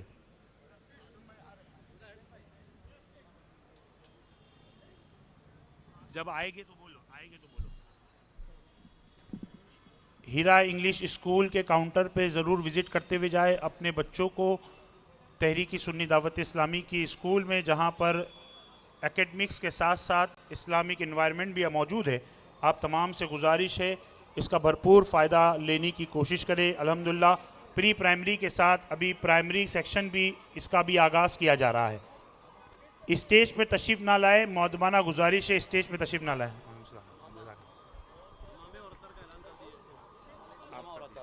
حضرات مکتب طیبہ پر آپ وزٹ کریں, سنی دعوت اسلامی کے مکتب طیبہ پر وزٹ کریں. تحریک کا امامہ مکتب طیبہ پر موجود ہے. اس کے علاوہ الکحل فری نوری پرفیومز اور عطر موجود ہے. کتابیں موجود ہیں سیرت مصطفیٰ پر, انوار غوث اعظم, حضور صلی اللہ علیہ وسلم کی ازدواجی زندگی, مسلم کے 6 حقوق وغیرہ کتابیں موجود ہیں. اس کے علاوہ بہت ساری مفید اور روزمرہ کی زندگی میں کام آنے والی چیزیں موجود ہیں. ہمارے ذمہ داران جو مکتب طیبہ پر سامنے موجود ہیں, میری آپ سب سے گزارش ہے کہ آپ حضرات اپنے دوست احباب کو تحفہ دینے کے لیے, اپنے مرحومین کے ایصال ثواب کے لیے مکتب طیبہ پر ضرور وزٹ کریں. تحریک کا امامہ شریف وہاں موجود ہے, عطر موجود ہے الکحل فری.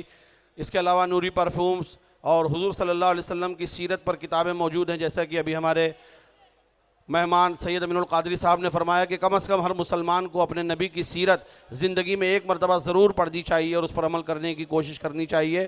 تو ہمیں اس بات کی سخت ضرورت ہے کہ ہم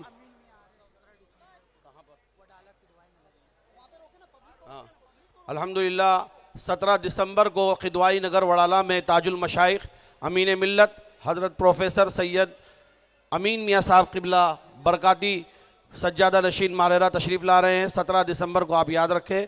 اور ایک تاریخ مزید آپ یاد رکھیں انشاءاللہ 12 دسمبر بروز جمعرات کلیہ شریف کی سرزمین پر صابر پاک کے آستانے کے قریب حضرت سرکار سید ساجد علی میاں صاحب قبلہ چشتی صابری جعفری نظامی نعیمی رحمۃ اللہ علیہ کے عرس چہلم کی محفل منعقد کی